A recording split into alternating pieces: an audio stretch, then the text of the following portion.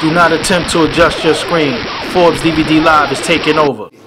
Alright, we back for DVD Live. We got introduce yourself to the people.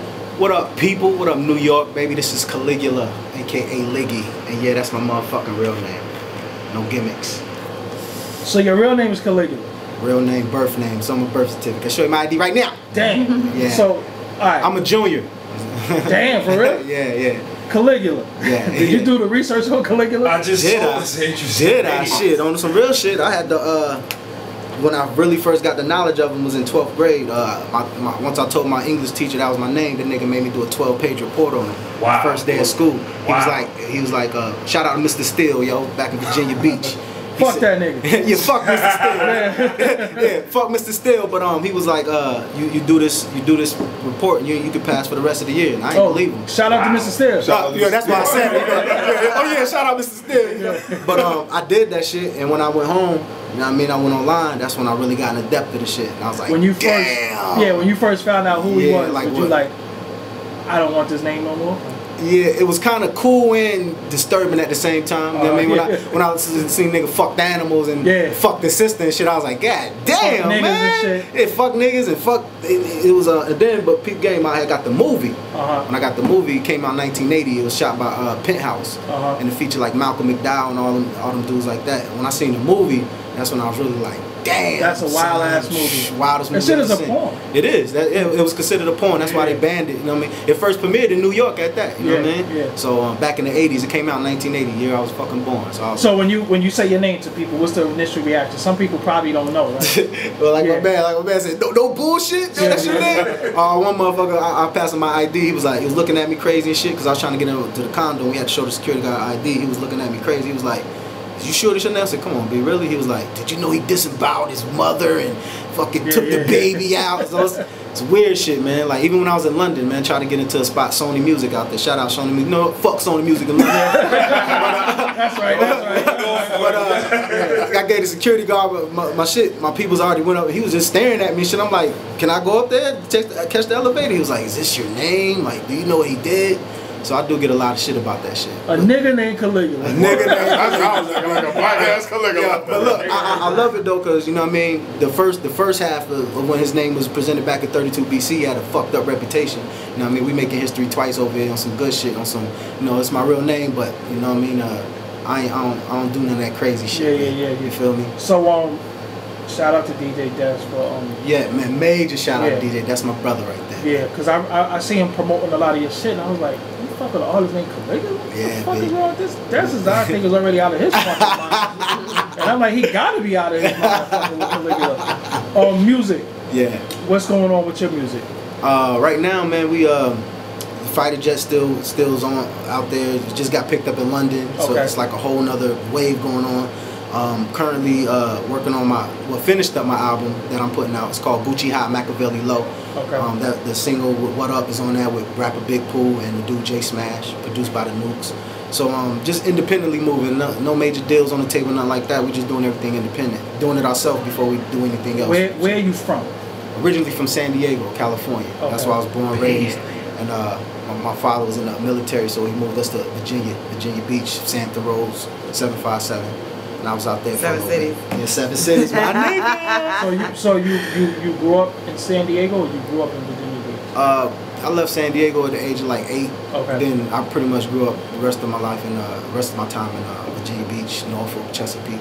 Portsmouth, P-Town. P-Town, where you at? Newport News, Hampton. You know what I mean? Suffolk, what up? I know about all that. Yeah. So musically, who influenced you? If you got from the Bay. Yeah. And then you come to the South. Yeah. What's your influence musically?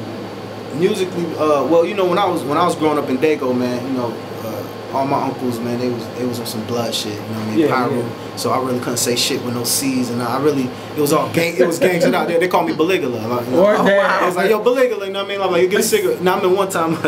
Just a quick story before I get to it. I brought in East 99 CD from fucking Bone Thugs, and they had said something with a C. My uncle just snapped on me, broke my tape. They said shit with C's in it. You know what I mean? Fucked it up. But when I went to VA, that's when I really picked up my musical influences from seeing honestly, you know, my bro, he from New York, so he'll come down. He in the Public Enemy shit and Biggie shit, you know. But Biggie was the first nigga I really sat down, put my headphones on, and fell asleep to his Ready to Die CD. So Biggie's my biggest influence in this shit. That's some real shit. These days with music, like, who you really listening to? Like, who influences you to do this shit today? Today, man, it's a few artists, man. You know, keep it real, man. I'm gonna keep it all the way 100, man. When I hear shit, you know what I mean, on some real, when I hear niggas like Kendrick Lamar, niggas that's hungry going in, just calling niggas out on some real shit. I fucks with Drake. I fucks with Drake because musically he does great records, and I'm an artist that does great records. Lil Wayne, I fuck with Wayne, man. I fuck with shit on some real shit. I fuck with MOP with that new shit. Okay. You know what I mean? That the new shit they got out. So I like music that's gonna innovate me and make me go hard.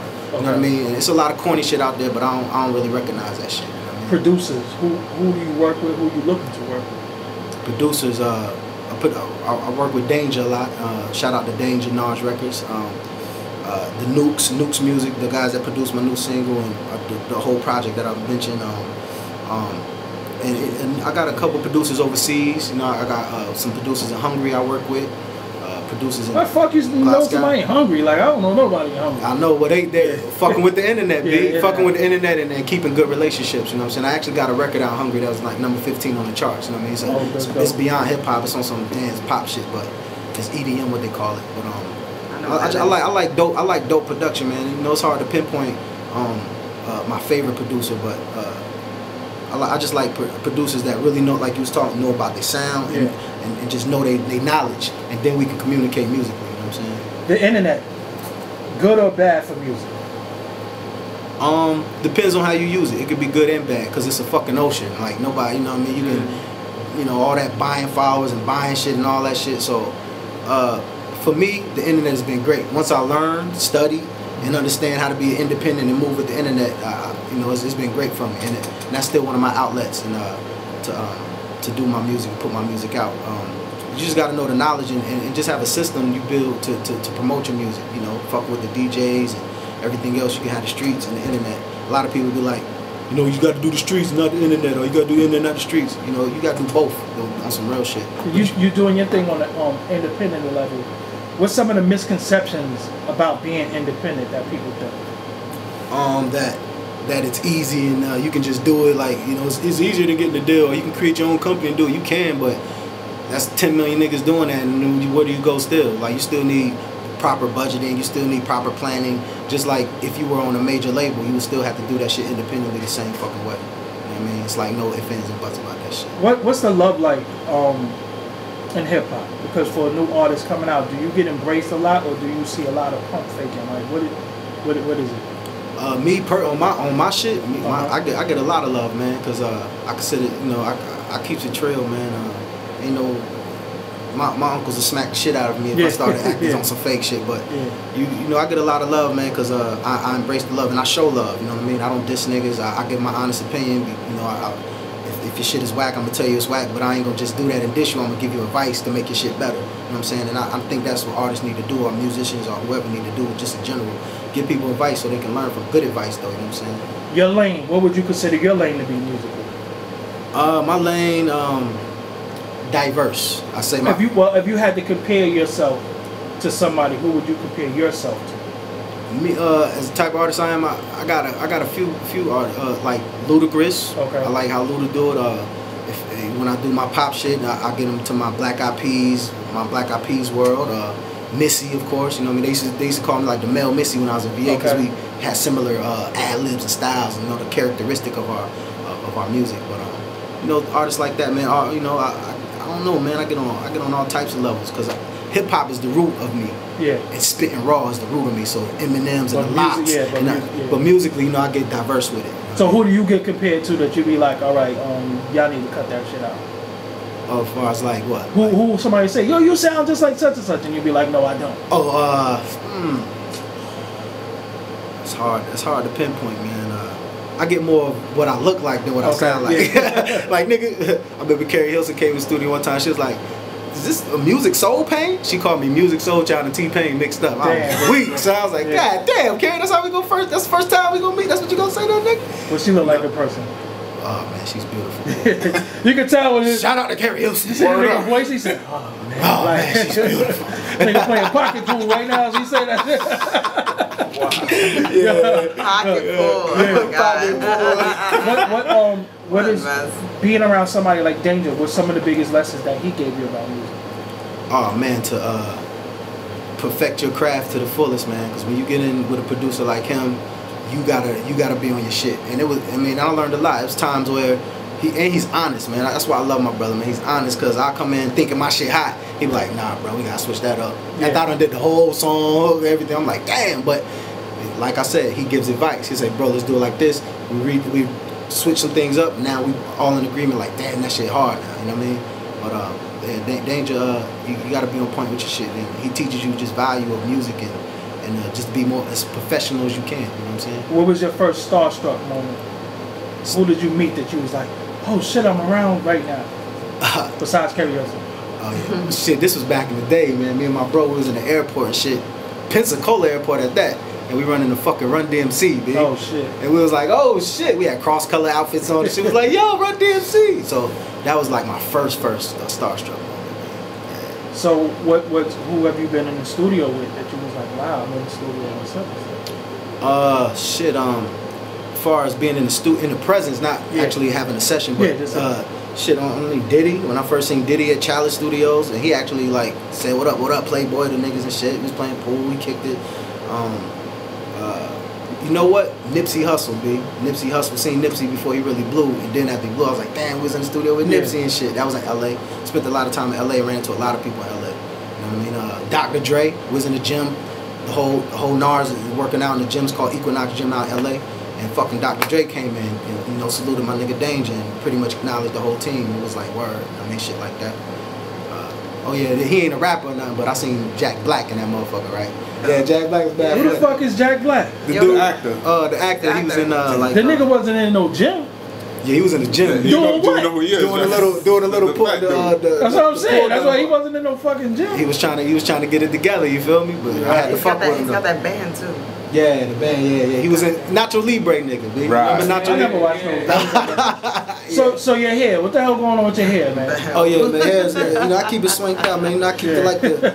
I call this shit the motherfucking the liggy. You feel me? You know what I mean? I just let my shit go wild, man. You know, fucking with barbers and shit, man. You know why I grew my hair out like that? Cause fucking with barbers, man, they fuck your shit up, man. But you still got a fade though. Yeah, cause I got my bro head. Oh, okay. So I let my shit grow out. I can let my shit grow out 6 months, rock hat, shave my face, till I see my bro. He the illest barber in the fucking world. Out of you now, man. He'll Razor Sharp, man. Shout out to Razor Sharp, Buffalo, New York, man. How important is it to you to have your own style, your own look, your own name? How is important? You know, how important is that to you? It's very important, man. As an artist and cause you can go to places, man. Like for instance, I live in Atlanta, man. We used to go to strip clubs. Shout out Diamonds of Atlanta that you heard with the fighter jet joint. But you be in Atlanta, and everybody, not everybody copy, but everybody kind of got the same little style.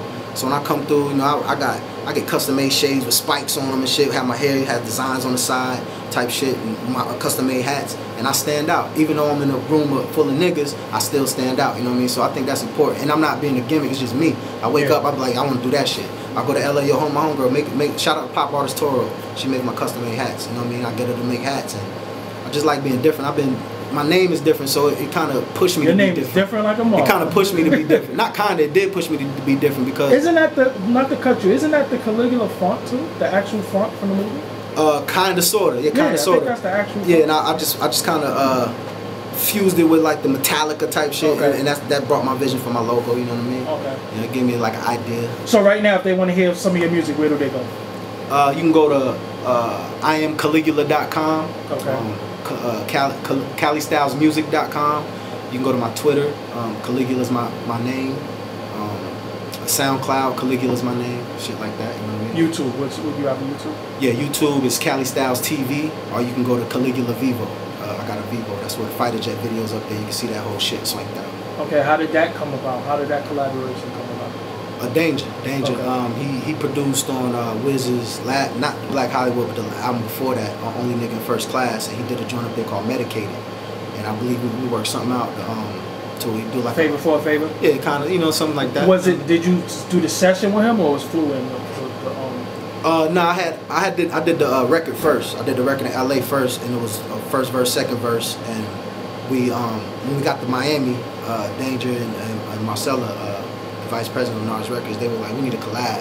So we was thinking about like Tyga, because it had that West Coast vibe. But we was thinking like Tyga, somebody like that. But Wiz came up, sent him the verse. I mean, sent him the actual song, and shit, he sent this verse back ASAP. He was like, he fucks with it, so we ran with that. You know, it was more like he had a relationship with Danger first, but I met him at the video shoot for the first time. He was mad cool. I mean, we built the relationship after that. So they can see the video right now on Vivo. Oh yeah, you can see it all. You can see it all of it right now. Behind the scenes joint is out there on the YouTube, on my YouTube channel, and all the other videos that I got out. You know, I shot videos after that. Yeah. We have one on Forbes. I did the Biggie tribute. Yeah, I did the Biggie tribute mixtape. You know what I'm saying, with DJ Dez. Man. Okay. You know, to show my homage to Biggie, and you know that's who influenced me to even really go hard with it. So did a whole Biggie tribute, wrecked up a lot of his beats. You know what I mean, that he put out. So that hosted by Dez, and you know, shout out to Forbes DVD for even posting that. You know what I mean, showing love. We shot that route in Brooklyn too, and was off of Delancey. You know, came to New York. You know what I mean, shot that shit. You know what I mean, shout out to Big Sis Views out of Patterson, New Jersey too. They shot that shit. All right, that's what it is. So yo, before we go, let them know what site you on and all that. Go look into this camera. Yeah. Yo, man, you can check me out. Like I said, I am Caligula.com. You can catch me on NarsRecords.com. You know, I'm on there as an artist. Twitter, Caligula is my name. SoundCloud, Caligula is my name. Facebook, Caligula is my name. You know what I mean? That's my fan page. Go up there and like that shit. Yitch. And introduce the next song that we about to get into. Yo, this is the next song. This is off of my current project coming out, Gucci High Machiavelli Low. This is produced by the Nukes. It's featuring rapper Big Pooh and Jay Smash. It's called What Up.